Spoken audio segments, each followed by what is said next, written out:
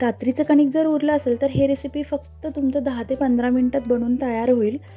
एकदम टेस्टी, चटपटीत, street style जे म्हणतो ना आपण, त्या पद्धतीचं रेसिपी आज मी आपल्याला दाखवणार आहे. लहान मुलं काय मोठेसुद्धा मागून मागून खातील अशा पद्धतीची रेसिपी आज मी आपल्याला दाखवणार आहे. आता माझ्याकडे रात्रीचं कणिक राहिलं होतं तर तेच मी घेत आहे.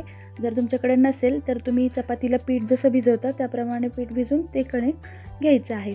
आता हे कणकेचं मी अशा पद्धतीने गोळा बनवून घेत आहे.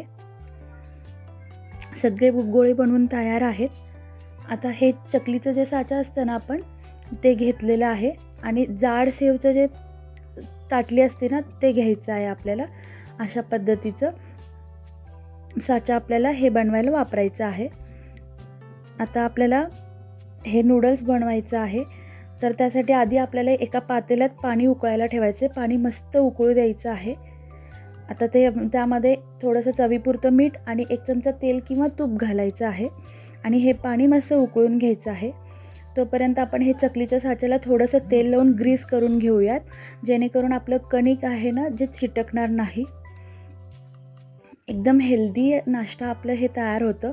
तेवढंच मस्त चटपटीत पण लागतं. आता ॲट अ टाईम 1 गोळा किंवा 2 गोळा घालून पण तुम्ही हे बनवू शकता. आता हे साचा व्यवस्थित फिट करून घ्यायचं आहे. आता पाणीला उकळी फुटली आहे.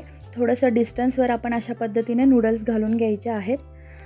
तर हे प्रोसेस करताना थोडंसं हळू, कारण खूप पाणी पण गरम असतं, कढई गरम असतं. तर खूप जास्त मोठे किंवा लहान असे आपल्याला बनवायचं नाही आहे. मीडियम असं नूडल्स घालून घ्यायचे आहेत.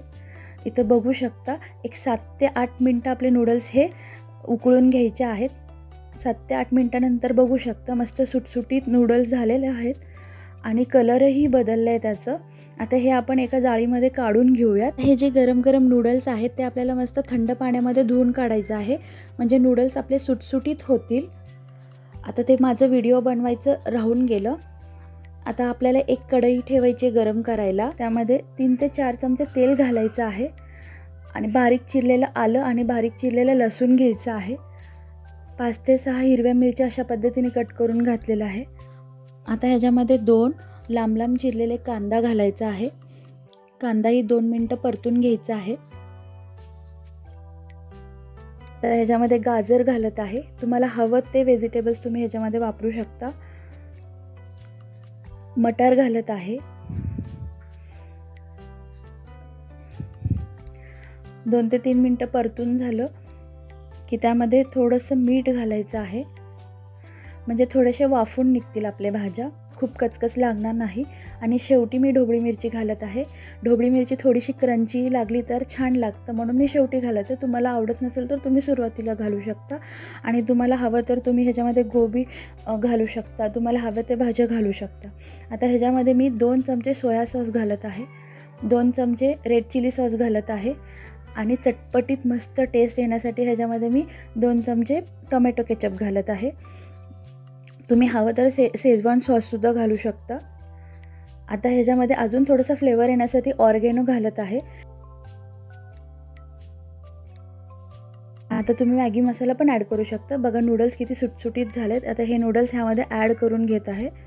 मस्त प्रत्येक नूडल्सला हे जे सॉस आपण बनवले ना ते व्यवस्थित लागलं पाहिजे. दिसायलाच इतकं टेम्पटिंग दिसत आहे. व्यवस्थित मस्त सगळं सॉस प्रत्येक नूडल्सला व्यवस्थित लावून घ्यायचं आहे. बघताच तोंडाला पाणी सुटत आहे. इतकं मस्त टेम्पटिंग हे रेसिपी आपलं झालेलं आहे. आणि मैद्याचा अजिबात वापर केलेला नाही आहे आपण. एकदम हेल्दी नाश्ता आहे हे, तुम्ही बघू शकता. आता शेवटी मी ह्याच्यामध्ये कांद्याचं पात चिरून घालत आहे. मस्त आपलं गव्हाच्या पिठाचे नूडल्स किंवा चाऊमिन काही म्हणू शकता, हे आपलं मस्त तयार आहे.